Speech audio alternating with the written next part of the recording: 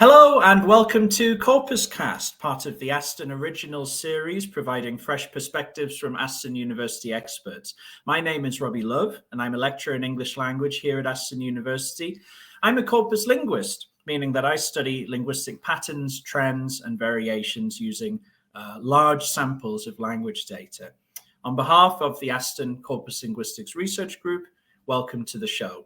Now, Corpus Cast is to show all about corpus linguistics and what it can do for society. In this series, I'm speaking with top researchers in the field to find out more about how corpus linguistics can be applied to a diverse range of areas. In this episode of Corpus Cast, our topic is how corpus linguistics contributes to research in the area of computational humanities. My guest is Professor Stephanie Evert, Chair of Computational Corpus Linguistics at FAU, Friedrich-Alexander-Universität in Germany. Stephanie has research interests in the methodological foundations of corpus research and digital humanities, including the development of new corpus software and statistical techniques, with applications especially in the area of corpus-based discourse analysis, among many others. A central goal of Stephanie's research is to develop sound methodological foundations for corpus linguistics, which address key problems in order to ensure that quantitative analyses are both reliable and meaningful. She currently leads a number of funded research projects, one or two of which we'll be discussing today. And before we begin, you may have noticed that I'm in a slightly different setting. That's because I'm currently in Australia on a research trip. And so once again, we're traversing many time zones to make this happen. So with great gratitude for being so flexible, thank you very much to Stephanie Evert, my guest today on Corpus Cast. Hello, Stephanie, and welcome. Hi, Robbie. Thanks for having me. And actually, I'm just in Austria on a personal trip. That's why I have a much nicer background than usually. Oh, yes, I can see. Yes, you're currently away from home as well at the moment, aren't you? Yeah. Thank you. Welcome to the show.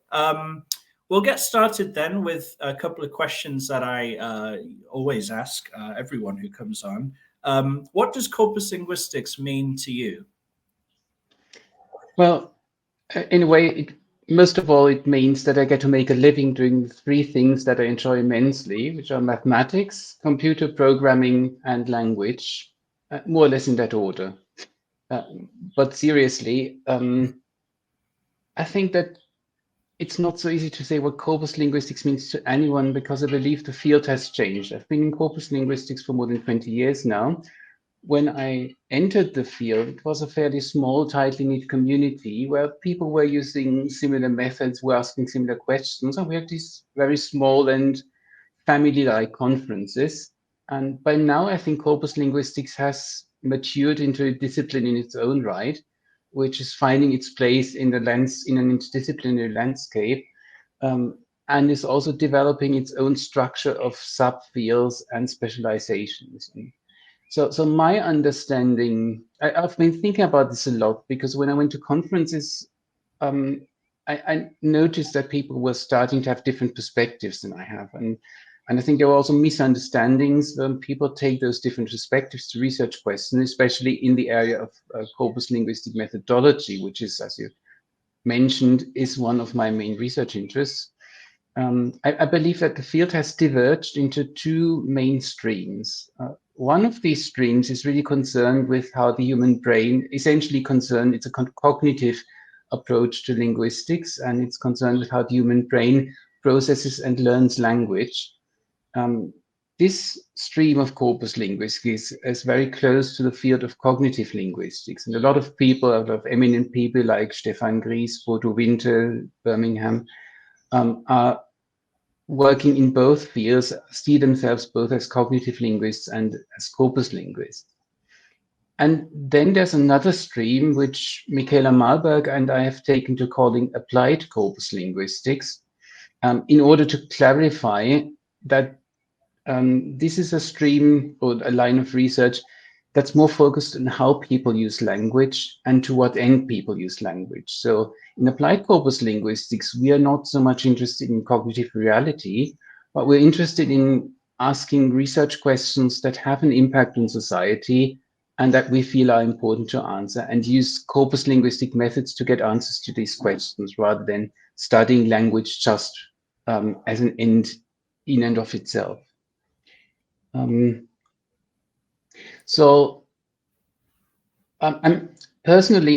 very close to applied corpus linguistics, which also overlaps with, which is also very interdisciplinary. I think both streams are very interdisciplinary. So the cognitive linguistics stream, of course, overlaps with cognitive science, with psycholinguistics, and also with theoretical linguistics, which has always aimed at understanding how language processing works in the brain.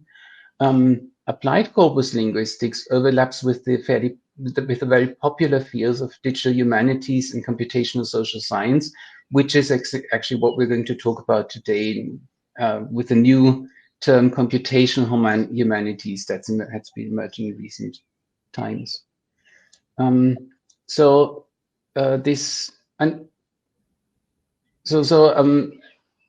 I believe that today corpus linguistics can mean different things to different people. And if you ask what it means to me, actually, in the end, it's both things.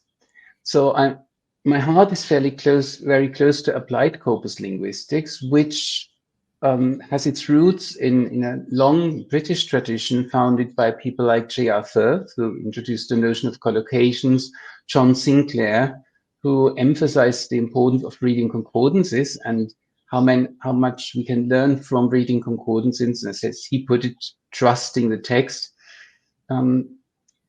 It's natural that I would be very close to this. My PhD thesis was on statistical methods for collocation identification. So this is exactly my line of research, and I'm very interested in all the applications that we can do in the humanities and computational social science. But then on the other hand, my methodological research is close to the questions that people are asking in cognitive linguistics. You probably know that cognitive linguists are writing textbooks on statistical methods for corpus linguistics, for corpus analysis. There's a very recent textbook has come out by Bodo Winter. Stefan Gries's textbook is one of the standards in the field. So this is close to cognitive linguistics, and especially to the approach known as construction grammar, which kind of bridges the two because it treats language as a set of construction. It's actually a very corpus linguistic approach because usage-based theories of language have always been one of the central pillar stones of corpus linguistics, and lots of different theories have been developed over the years. And so I'm also very interested in applying corpus methods and quantitative methods in such a construction grammar framework. I'm mentioning this because we just got a new research training group, Dimensions of Constructional Space, about to start in October. So I'm not sure when this episode is going to air. If it airs before July 10th, please apply for one of the 13 exciting PhD projects we've got in this group. I'm very proud and very happy to be part of that. So I think I'm trying, as always in my life, I'm trying to bridge different things, which also makes life hard, as we're probably going to get back to over the course of this interview. Yeah. Well, you're right. This episode, we're speaking, of course, in the first week of July. Didn't you know? This episode is just at the right time. So do apply. You've just got a few days left before next week. There's also this very exciting postdoc positions, which I will have talked about on Twitter by the time you see this episode, where you're going to work with me to build a research constructicon as a database, as a construction database that links to research findings and corpus data. So brilliant. Send in your applications. Fantastic. We're doing lots of time traveling today. It's wonderful. Okay, that was the commercial break. Thanks. Yeah, great. You mentioned there, colleagues that you've worked with, but also some of your, I suppose, academic predecessors or inspirations. You mentioned John Sinclair, for instance. So it leads me to ask, how did you get started in corpus linguistics? Well, so I think, actually, I got started in corpus linguistics by just following my interests, although it wasn't really in a very straight line. So as you've probably read on my webpage, I started off doing a master level degree in mathematics, a German diploma. I spent a lot of time in front of the computer during that time. and then also I took up studying English as a secondary subject, just to stay in practice. I mean, how I fell in love with the English language in the first place, that's another anecdote, and I'm not sure we have time for that. But Go do on. come back to that if you want. Tell the anecdote or go on? Oh, yeah, no, tell the anecdote. Yeah, this is great. We love stories. This is a funny story. So I really wasn't interested in language at all. I was more a maths person, and I was from the start was interested in technology, computers, mathematics, science fiction novels. I was good in maths and computers. Well, we didn't have computers at the time, maths and natural sciences in school. And I was also doing okay in languages, but sort of I never really connected with, say, we took up English as a first foreign language, and I never really connected with that. And then it was actually our family physician who decided they had to send their son to England to a language school, so he would have better chances of making good career later in life. But they didn't want to send him on his own because he was 12 or 13 years old at the time. So they convinced my parents that it's very important for me to go there too. So I spent a summer in a language school in Eastbourne, and turned out I enjoyed it so much. I enjoyed learning English there. I enjoyed being in England. I just enjoyed everything there, that I pestered my parents to keep sending me back there. So basically every summer I would spend 2 or 3 or 4 weeks in this language school. And I really fell in love with the English language there, and also with reading literature, which I hadn't understood at all before. And so that's how in the end I loved both language and became interested in linguistics, while my main strength and interest was still, my biggest love was still mathematics and computers. Okay, so that put us on a sidetrack. All those summers in Eastbourne, lucky thing. Nothing against Eastbourne, of course. Thousands of foreign students. You could actually tell them the time of year by which students were there. So you get 1 week, you get all the French students, and 2 weeks later you get all the German students. You could exactly tell what time of year it is. So that, the interest both in maths and also language, inevitably would lead you towards a computational corpus linguistics route. I guess that's what happened for you eventually. Yeah. So what happened first is that at some point I found out there's a field called computational linguistics, which combines which needs exactly the combinations of interests that I had. So I managed to get myself a student job, as a student research assistant at the Institute for Natural Language Processing. So computational linguistics and natural language processing are used interchangeably in the English community. So I got a job at the Institute for Natural Language Processing at the University of Stuttgart, where I was studying at the time. Then it was so interesting that I didn't finish my English degree, but instead focused on getting in there. They soon offered me to do a PhD with them, and that's what I did. And over time, during this time, I started working with actual linguists on linguistic research. So I was doing more the methodological aspects, but I found that this is even closer to what I like to do than computational linguistics. So moving from maths into computational linguistics was already, I've got more anecdotes there, funny anecdotes. Moving from maths into computational linguistics also was good, because for the first time I felt I was doing something that has an application that matters to people. So mathematics is quite abstract. My diploma thesis was an analysis of the low-frequency asymptotics of solutions to the Helmholtz equations in exterior domains under electric and magnetic boundary conditions. Yeah. Wow. The title I have a crib sheet which has the title, because I occasionally peek into my diploma thesis, and for the first 5 years or so I still understood what I did back then, but now it's sort of, I would have to spend quite some time to get back into all the mathematics. Well, what I do remember is lost me, so you did a lot better than me. What I do remember though is that I actually found a very nice solution in the end, and I was really happy at the time about this. It was really interesting mathematics, but it turns out So Helmholtz equations describe electromagnetic waves. So it's really electromagnetic waves that hit some finite bodies and in a large space, that's the exterior domain. So I had also moved into this because it's more applied than very theoretical aspects of mathematics. But then it turns out that those solutions that I was looking at are formally are sort of mathematically possible, but never occurs actual electromagnetic waves. So I was studying something that doesn't really exist. And then I moved into computational linguistics. And one of the first things I did was to compile a large German word list for an electronic version of the Scrabble game. And that was so cool. And then I could actually go to a shop and buy the Scrabble game that I had worked on. Wow. That's amazing. Yeah. Well, for me, it was really amazing that going from this really theoretical world of mathematics that nobody outside really seemed to care about to doing things that people use and that people are interested in was so much fun. Yeah, and then and so I really got in touch with corpus linguistics. That sounds like an academic joke. It's actually I met a corpus linguist in a bar. We ended up spending the evening running down Chomsky, and I thought, well, I think I like those people.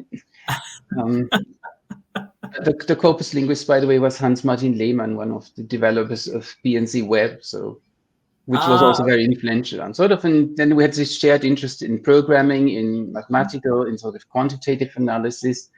And he really convinced me that corpus linguistics is sort of a cool place to be. It's a fun place to be. And then I realized that did you ask when it was? When did you have that meeting? Do I have to tell you? It makes me feel so old. That was back in 1998 on my very first business trip at the university. Brilliant. A meeting in Bergen, in Norway.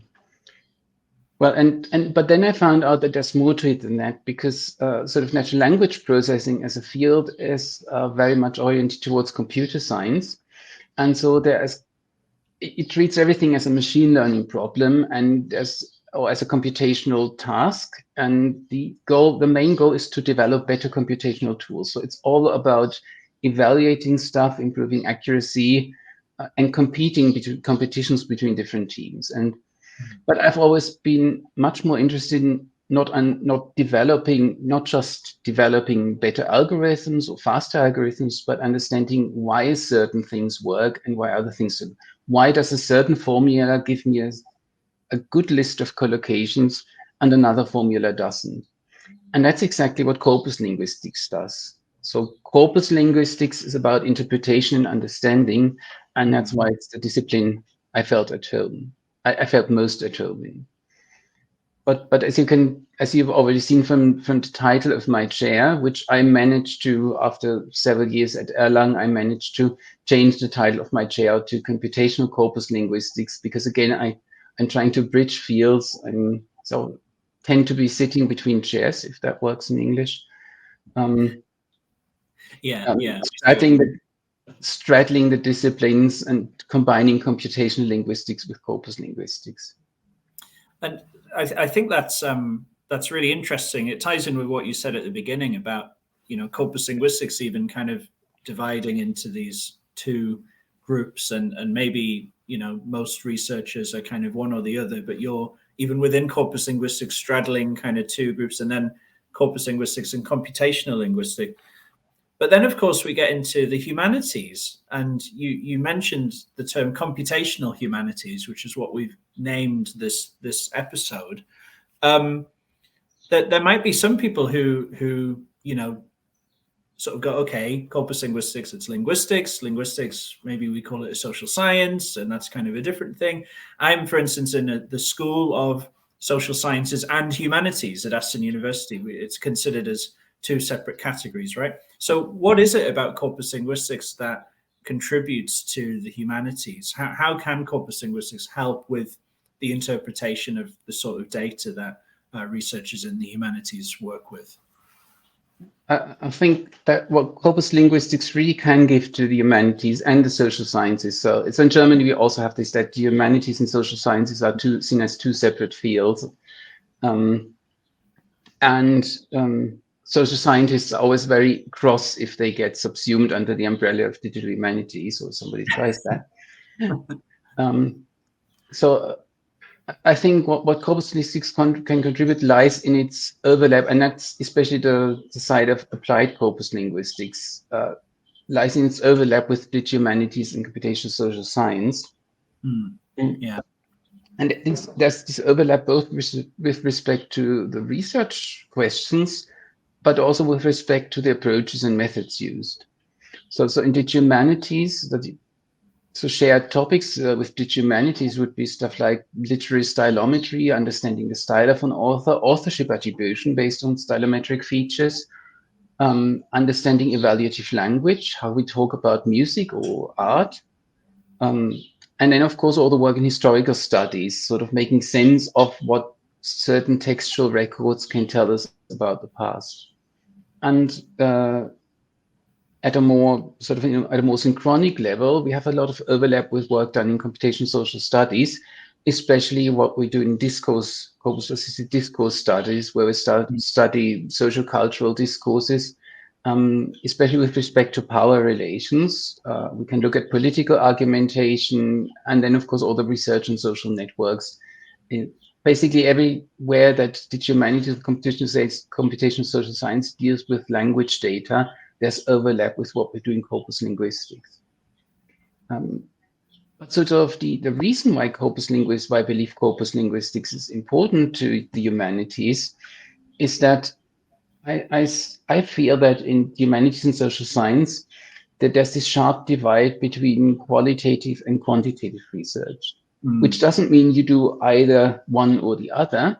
Most people nowadays will combine both approaches, but they'll combine them in the sense of a triangulation. So we do a quantitative analysis, some fancy network visualization, and then we'll do a qualitative analysis of a few selected texts or few selected authors, and then combine the findings from these in the interpretation so that they both feed into the interpretation.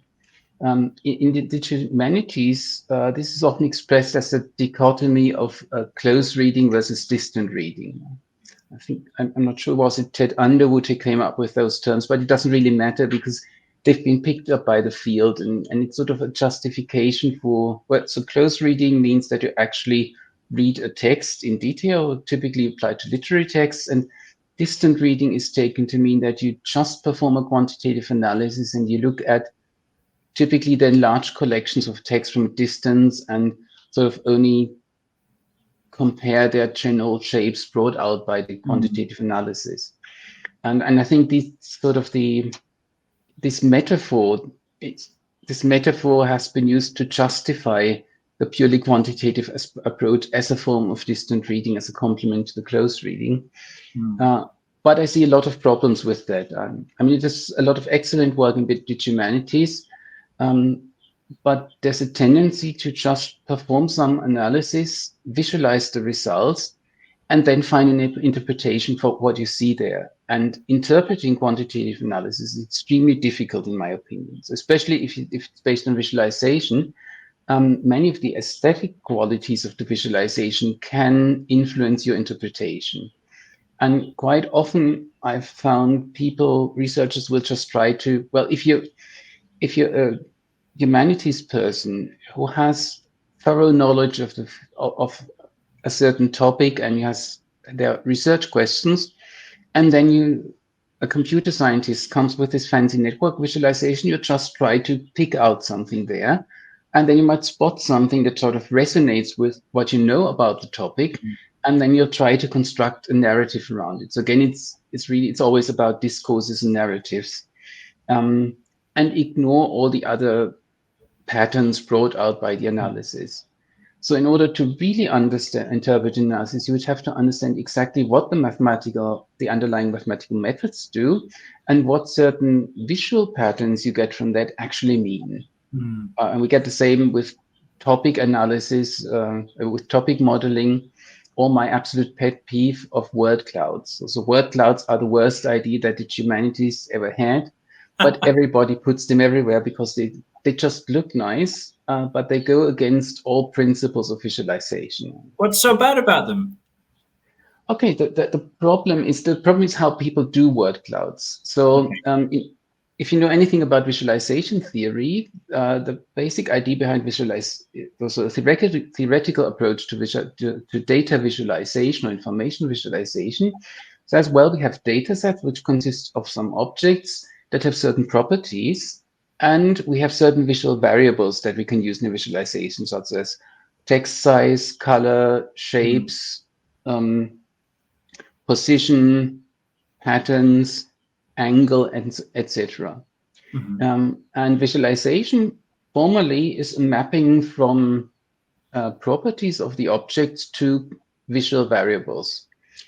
And if you look at what especially the most popular word clouds that people first produce do is, well, they just take a list of keywords in the best case, quite often just a list of most frequent words or most frequent hashtags from the analysis. And then they use an algorithm that just and then sort of they use one meaningful variable, which is the size, which is text size, that somehow corresponds to frequency or some measure of keyness. And then they use an algorithm to arrange those words. This algorithm assigns other variables. It assigns color, it assigns orientation, and it assigns positions without any meaning, without any relation to actual data, just so that it gets aesthetic visualizations. And colors even are usually assigned randomly. And then, of course, naturally, as humans, we interpret this word cloud to mean that words that are close to each other have some connection, either they're semantically similar or are related in some other way. It will be easier to read words that are in horizontal orientation rather than vertical orientation. We might think that different colors mean different things, different orientations mean different things, and so on. So it's the worst possible thing. It suggests there is information and structure where there's none at all. Of course, we have a better version of word clouds, but I think we can talk about that later. So word clouds are even worse than pie charts. Would you say that they're equally bad? Oh, definitely. I know a lot of corpus linguists really don't like pie charts for similar reasons. Yes, I know the criticism but sort of in this case it's just sort of one problem. Word clouds have a list of problems.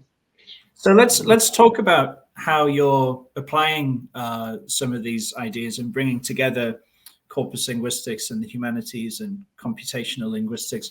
One of the projects that you're leading at the moment is responding, I suppose, of course, to the COVID pandemic that's been going on for several years now. And it's called Tracking the Infodemic, Conspiracy Theories in the Corona Crisis. I wonder if you could just tell us a little bit about what you've been exploring here and how this synergy between these two disciplines has helped you to do this research. Yeah, of course, I'm not doing this project on my own. Like almost all the projects I do, it's an interdisciplinary collaboration, in this case with Fabian Schäfer, professor of Japanese studies at my university, who's been working not so much on conspiracy theories, but on right-wing populism for several years and social media activism. So he's an expert on the field of such discourses and also has moved into work on conspiracy theories, whereas I am more focused on the technical and methodological issues of this project. So I hadn't really given much thought to conspiracy theories. I had always assumed that it's something that just a few crackpots could possibly believe in, because sort of at least the ones you saw on TV are so absurd, or the stuff about 5G, what was it, mind control via 5G, and that Bill Gates is behind everything. It seemed just absurd to me. And then on TV you would also see clearly crackpot people advancing these or believing these conspiracy theories. So I hadn't given much thought to this until we had the opportunity to apply, to make a bid for a funded project after the outbreak of the COVID pandemic. So in this case, this is funded by the Volkswagen Foundation, who offered to fund projects that somehow helped us get over the pandemic. And it was nice that they didn't focus on medical or social aspects, but that they were open to any kind of research that can contribute to helping us in this pandemic. So that's why I started looking at conspiracy theories more earnestly. And I was absolutely shocked to learn that more than almost a third of all Germans believe some kind of conspiracy theory. So there was one opinion poll where they asked something like, do you believe that secret powers are controlling some aspects of the world? And I think it was 30% of all respondents said yes. Right. Wow. Which was something I wouldn't really have expected. But then, of course, what we saw in the news just confirmed this information, that in the COVID pandemic, conspiracy theories seem to spread beyond. I think they were more in their own bubble of people who influenced each other, got each other believing these. But then suddenly they seem to spread out, and we got all these. You probably heard about all the mass demonstrations we had in Germany. There was this Querdenken movement that managed to mobilize very large-scale demonstrations, tens of thousands of people, at a time when people weren't allowed to go outside and to have those meetings. And then they also teamed up with right-wing populism, the Neue Rechte, which I think is similar to the alt-right movement in the US. And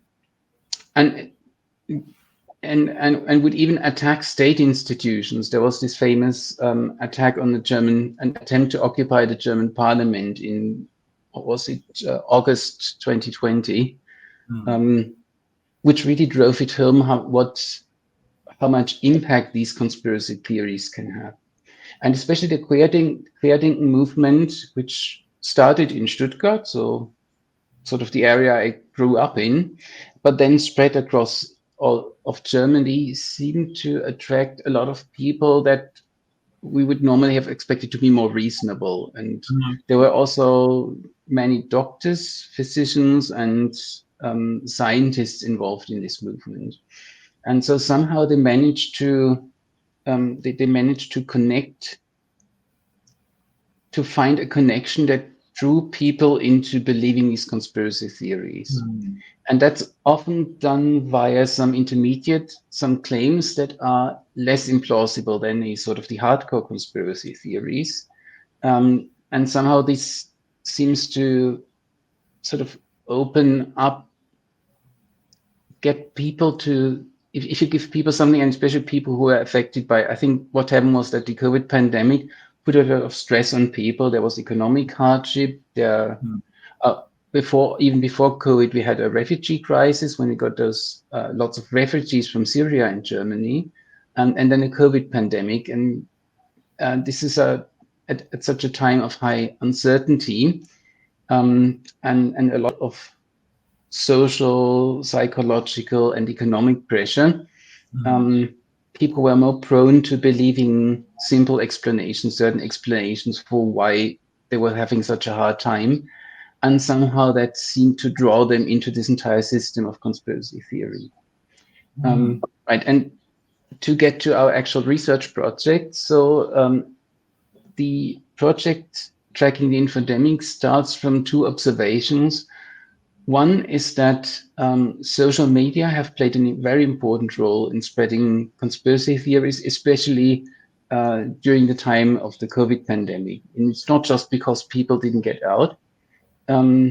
It's just that via the various, so there was the spread of these conspiracy theories was strongly driven by a number of influencers on various social media channels. They had their own websites, YouTube, Telegram, to a certain degree, also Twitter, Facebook, WhatsApp, etc. And the other observation was that conspiracy theories work by forming a complex network. So there's not just a single conspiracy theory like the COVID pandemic is sort of an invention. It's not as dangerous as it seems, but it's really a set of lots of individual mini theories that connect into a network. And a network that once you start believing the premises of the conspiracy theorists is actually logically consistent.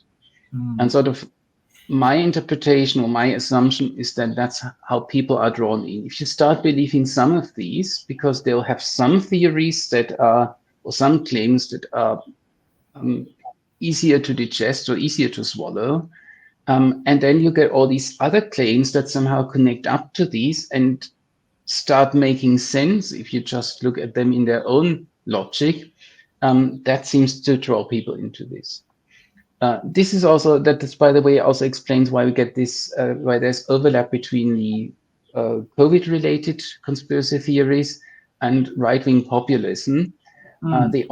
Right-wing populists also try to capitalize on other movements to make their claims and their theories more palatable to a general public, to make them more a wider mainstream acceptance.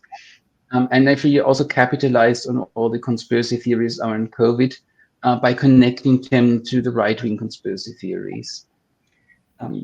And these two aspects, that it's actually the fairly huge amounts of text published on social media networks, and this network character of the conspiracy theories, that's why we felt a corpus linguistic approach will help us get a better understanding of those. So you went and you gathered posts from different social media platforms? Actually, we spend a large part of the time so far finding suitable data sets. In the end, our main platforms for a large sample study where we want to really see how these conspiracy theories spread will be Twitter and Reddit, which is actually a fairly poor choice because in the German-speaking world, Twitter is relatively unimportant. Twitter is never a good sample of the population. It's not really a digital social scope. Twitter isn't isn't the place where most of these conspiracy theories are spread. It used to be much more a place for conspiracy theories, but when they started clamping down on fake news and actually shutting down accounts, people moved on to different platforms. Yeah. And as I said, in the German-speaking world especially, it has much less impact than internationally. I think the biggest languages in Twitter are English and Japanese, actually. So it's very big in Japan. But in Germany, people have been always been much more drawn to Facebook than Twitter. Many more people are on Facebook than on Twitter. But the problem is none of these media platforms allows researchers to actually use the data and work with the data. Yeah. And that's why we always end up working with Twitter, because they are very open towards research, and this enables us to actually carry out large-scale studies and also large, fully legal studies where we don't, like happens sometimes on Facebook, don't just buy data and abuse them for purposes there without the permissions and without asking permissions from the original authors, where on Twitter we have clear agreements with the Twitter company, with the mother company. And also we're only using data that has been published, that's available for everyone to see on the web. So there are far less privacy and personality right issues than other platforms. So that's why we still work with Twitter. But actually, in order to identify the conspiracy theories in the first place, we had to turn to other social media platforms.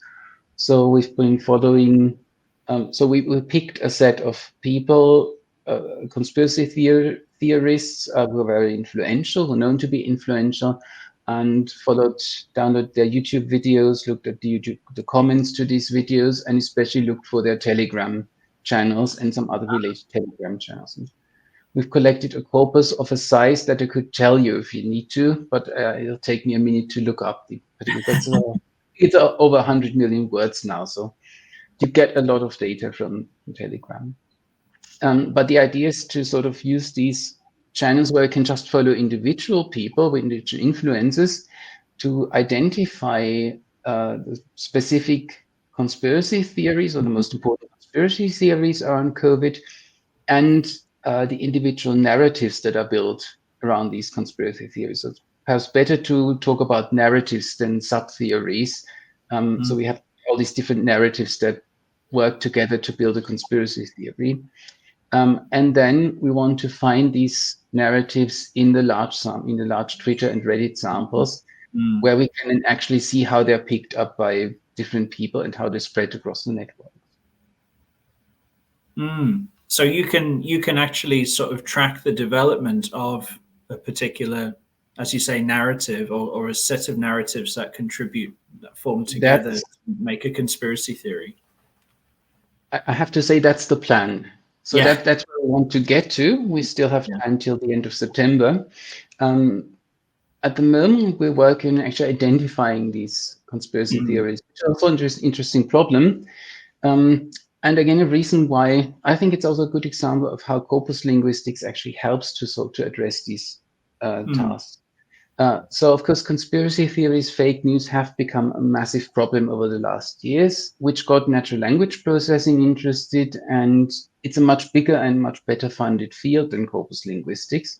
So there's a lot of research that tries to identify fake news, automatically detect fake news or distinguish, for instance, identify conspiracy theories.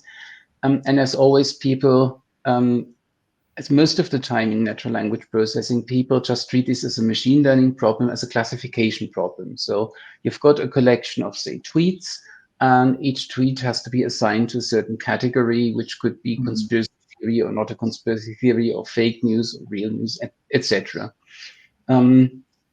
This works in order to train a machine learning system to recognize these categories. What you have to do is first you need a predefined inventory of categories, and then you need to manually annotate training data.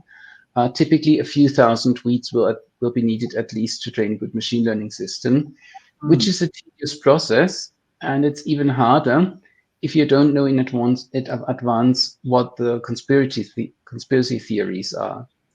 And I think that's where corpus linguistics comes in, because in order to identify the conspiracy theories, we have to carry out a corpus study of what we got from telegrams, and by actually doing keyword analysis in telegram and then looking at examples, concordances for those keywords, we identified a set of frequent conspiracy theories around COVID, and also lots of individual sub-narratives.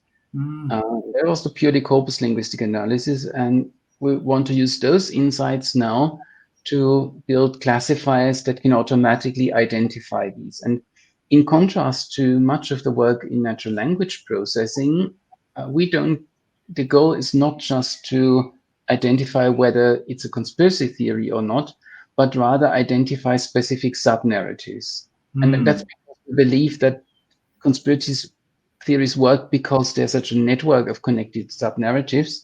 So if your goal is not just to block every conspiracy theory, and we've seen that it doesn't work. If Twitter blocks conspiracy theories, they'll just move to Telegram. If Telegram does it, move to some other platform, or like Trump will try to build their own social media platform. So I think an effective countermeasures will have to argue against the conspiracy theories, and we can only do that if we understand the sub-narratives, and we can actually give targeted responses to the sub-narratives. So our goal is really to identify the specific sub-narratives and track their spread on Twitter, and not just the conspiracy theory as a whole. And we've got some very encouraging results using what's known as zero-shot learning or zero-shot classification. The basic idea is that you use some kind of deep learning system. Everybody knows as artificial intelligence these days. A deep learning system that's been trained on huge amounts of text in a completely unsupervised fashion to identify semantic similarities between sentences. And so what we do is our categories are the narratives, but they are actually short descriptions of short summaries of the narratives. And by comparing tweets to summaries of the narratives, we can do a classification based purely on semantic similarity between the description of the narrative and the actual text. And our first experiments, this has worked surprisingly well. We are far from getting an accuracy that would be sufficient for an automatic identification, but the results we're getting are encouraging, that they'll help us build a large sample of such narratives, a corpus of such narratives from Twitter. So that, and I think that that also shows how corpus linguistics can help us. This corpus linguistics can help us carry over research new methods from computational linguistics into the humanities, without forcing the humanities to do things the way that computational linguistics does, and without having to treat everything as a classification problem with clear-cut categories.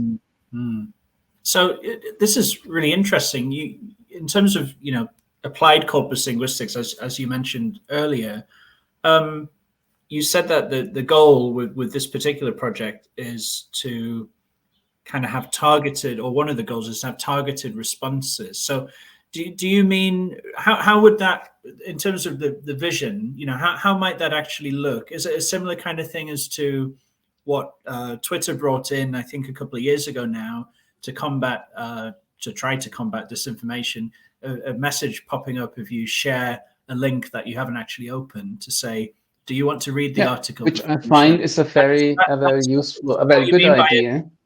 Is that what you mean by a targeted response, where an automated account would come in and say, that sounds like a conspiracy theory, maybe you shouldn't trust that source, you shouldn't trust what they say? Is that the kind of idea?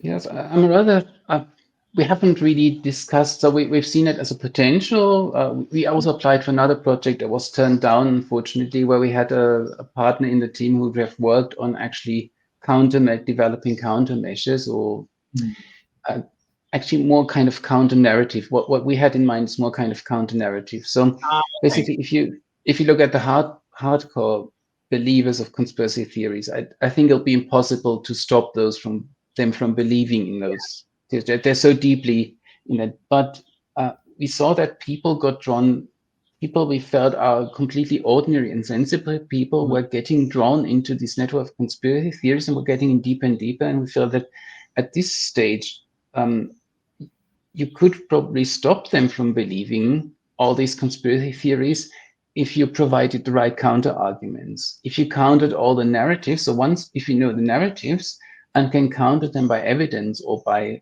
sort of kind of an anti-narrative sounds wrong to me, because sort of it will be based on actual fact, and just explain the facts and explain why this doesn't make sense. And targeted countermeasures in that sense. And then, of course, we could have something like automated accounts that react to these. I mean, if I can digress a little bit, my personal Twitter feed is very much dominated by the trans community these days, and especially by all the transphobic attacks we're getting from the gender critical movement and other movements. And sort of what those people do, and it's exactly the same what we see with the right-wing populism and conspiracy theorists and Donald Trump and all these other forms of populism. They just keep repeating their arguments, and it's often the same. And when you watch these videos of influencers of conspiracy theories, they just jump from one narrative to another, and it just run through them at an amazing speed. So you don't even have time to really react and think about it. And on Twitter, it's very difficult. Basically, you could spend all day just posting counter arguments against claims that are made, against often incorrect claims that are made. But people, if you have enough people making those claims all the time, it just drowns out any countermeasures. And of course, identifying such narratives automatically, we could identify those tweets and then have automated accounts actually post responses, sort of to balance out this. The responses would be designed by humans to actually give the right answer to that, but the tedious work of responding over and over again to the same arguments being made, that could be automated. So that's all kind of is my vision why I feel it's necessary. That's really interesting, and yes, you know, there are parallels, as you say, from what you're finding, the argumentation strategies, if you will, of several groups who are, you know, arguing for something that is, I'm not sure what the word is, maybe controversial, or they see it as being controversial, and it's really fascinating. I think as we could, I mean, there's so much more that my goodness, there's so much more we could be talking about as well. I know you've done work on Brexit, for instance, which sounds really interesting as well as a Brit. But I want to start to wrap it up in the interest of time. And we end with quick questions, and I always make the same joke. It's probably getting boring now, but they're quick questions, but they might not have quick answers. We'll see. I think you actually have kind of touched upon some of these. I think you should have given up the hope of me giving quick answers by now. I know you were worried you wouldn't have enough to say to fill an episode. Look at this. It's flown by. It's amazing. We'll give this a go. See how we do. And you've already mentioned a big change, actually, so there may not be others that you noticed. But what is or are the biggest change or changes that you've noticed in corpus linguistics throughout your career? Yeah, I think it's actually exactly what I talked about. That when I got into corpus linguistics, when I went to my first ICANN conference, there were 40 or 50 people. It was this small group of people who knew each other. It was more like a bit of a holiday, meeting friends than a scientific conference, where people present their work and attack each other's work and whatnot. And this has changed completely. Now the Corpus Linguistics Conference regularly have hundreds of attendants. I remember going to the first Corpus Linguistics Conference at Lancaster University in 2001.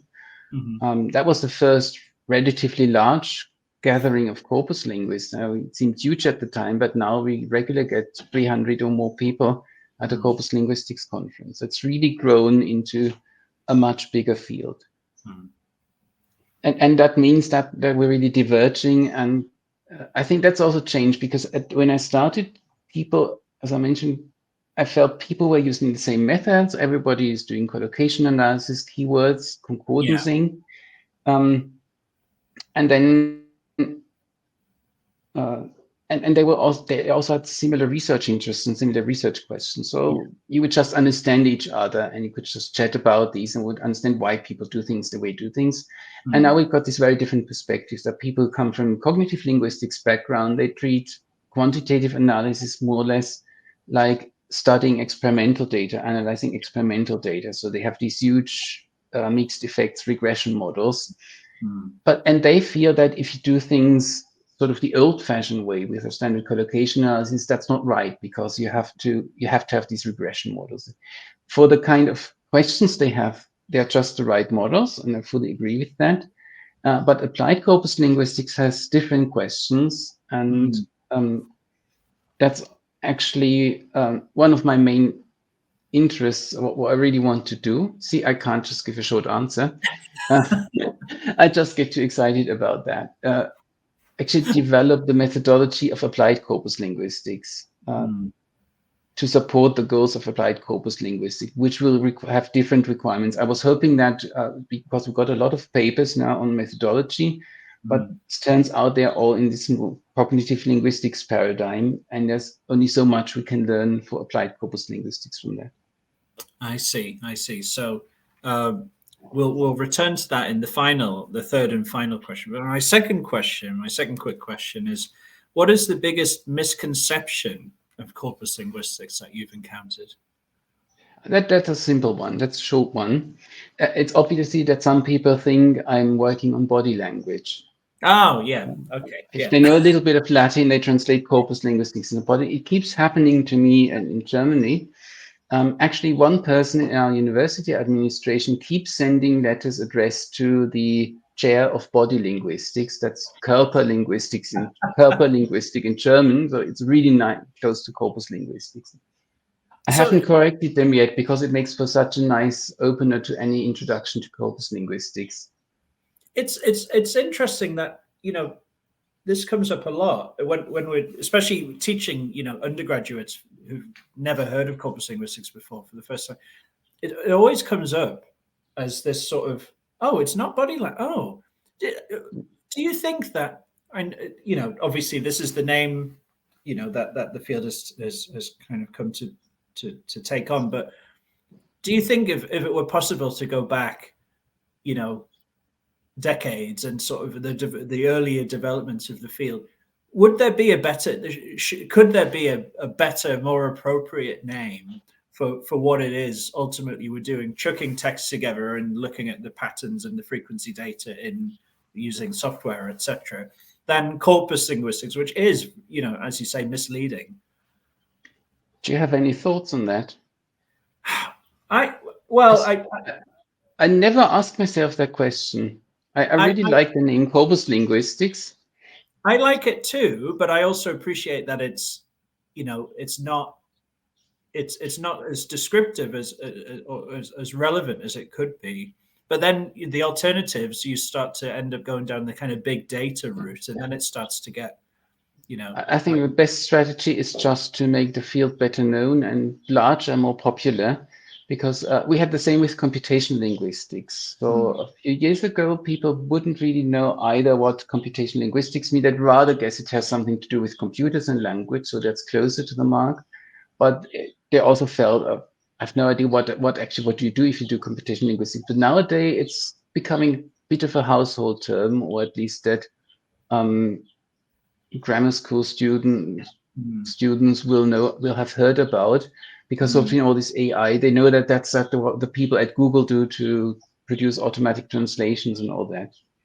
And so I think that's probably the better strategy. Just work so well, make an impact on the world, and everybody will know what corpus is.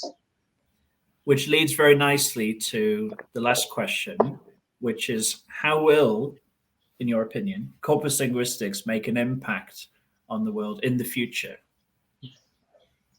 Well, what I believe and what I hope is that corpus linguistics will make this indirect impact in the world via digital humanities and computational social science. That by helping those fields actually bring together the qualitative and quantitative approaches, give them the tools to integrate the two perspectives, go from a quantitative pattern to the actual data, like any corpus linguistic tool, CQP Web, AntConc, Sketch Engine. It will allow you to click on things and go to the actual concordance lines. And I believe one central building block there is the concordance. That's the method, that's the technique in corpus linguistics that really integrates both perspectives. And I think by developing concordancing, developing better techniques for reading concordances and for organizing concordances, that's how we can really bring corpus linguistics in the future, apply ZL into the future, and make a huge difference. I look forward to reading and hearing more about that. We'll wrap things up here. There was so much more that we could have talked about, but this has been really nice. I think this is a really nice way to finish things. So I will, of course, thank you, Stephanie, for joining us. It's been brilliant. It's been lovely to speak to you. And thank you for watching or listening Corpuscast, whether that's on YouTube, Spotify, Google Podcasts, Podcast Addict, or Podchaser. Do let us know your thoughts about this and other episodes in the series using the hashtag Corpuscast. And make sure to check out the Aston Corpus Linguistics Research Group on Twitter at Aston Corpus. Corpuscast is an Aston Originals podcast written and hosted by me, Robbie Love, and produced by Sam Cook. So thank you for listening. And thanks once again to Stephanie Evert. It's been a pleasure to speak with you today. Thank you very much. Thanks, Robbie. Thanks, everybody.